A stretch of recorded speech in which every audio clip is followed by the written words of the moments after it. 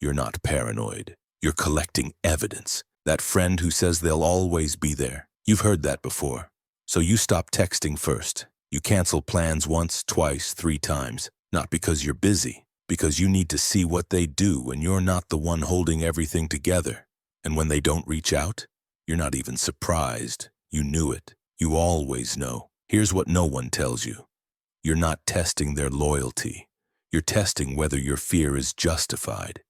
And every time someone fails, your brain whispers, "See, you were right not to trust them." But here's the twist. The people who fail your tests, most of them have no idea they were even being tested. This behavior doesn't start with you. It starts decades before you have the words for it. Picture this. You're 7 years old.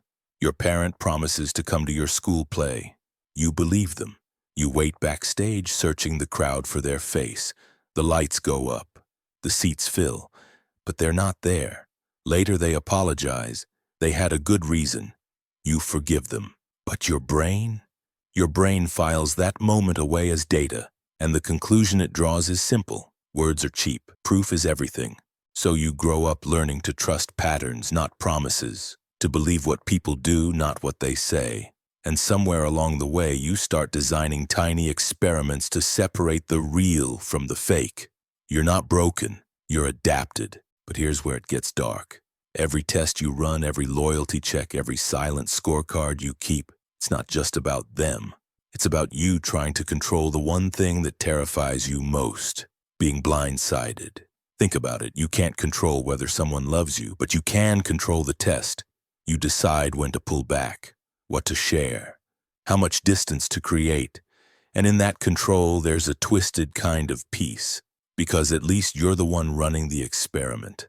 At least you're not just waiting to be surprised. Let me tell you what your nervous system is actually doing. When someone gets close, your brain doesn't celebrate.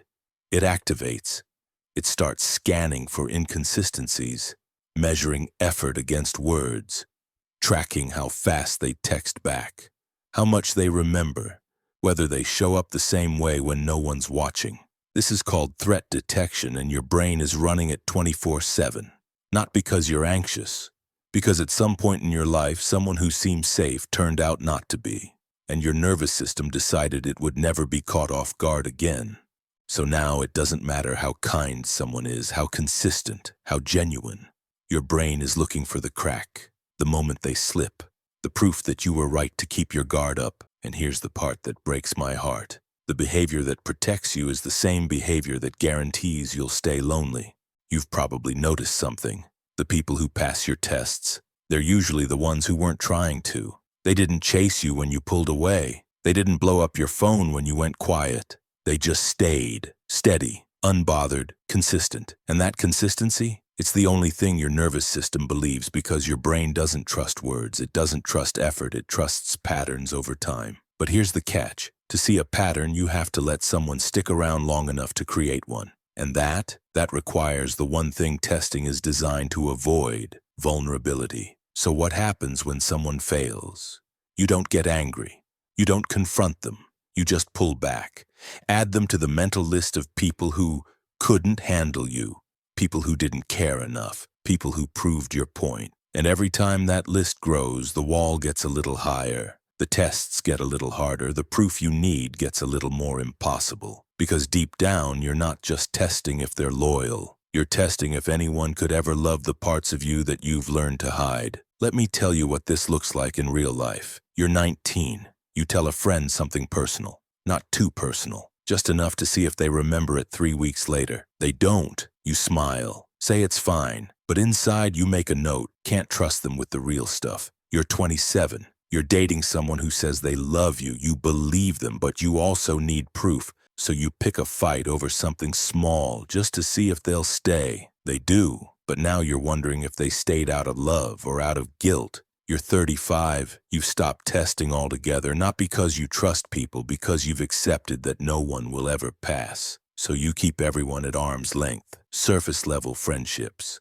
relationships that feel safe because they never go deep enough to hurt. And the loneliest part? You're not even sure what you're protecting anymore. Here's the truth no one says out loud. Testing loyalty isn't about the other person. It's about the war inside your own head. The part of you that wants connection versus the part that's terrified of it. The part that hopes someone will stay versus the part that's already preparing for them to leave. And every test you run, it's not gathering evidence about them. It's gathering evidence about you. Evidence that you're unlovable, that people will always leave, that your fear was justified all along. But here's what your brain doesn't tell you. You're not unlovable, you're unseen. Because the version of you that people meet, it's the version that's already passed its own test. The polished one, the safe one, the one that doesn't need anything. And you can't fail someone who doesn't need you. But you also can't love them. So here's where we land. You're not going to stop testing people, not today, maybe not ever. Because this behavior isn't a choice. It's a survival strategy your brain built when you were too young to build anything else. But maybe, just maybe, you can start noticing it. Start seeing the tests for what they are. Not truth, not evidence, just fear dressed up as protection. And maybe when someone fails, you can ask yourself, did they actually fail? Or did I design a test so hard that no one could pass? You're not broken. You're not cold. You're not incapable of love. You're someone whose brain learned that trust is earned in silence. And there's a kind of sad wisdom in that. But wisdom doesn't have to mean loneliness. And maybe the person who deserves to pass your test the most is you.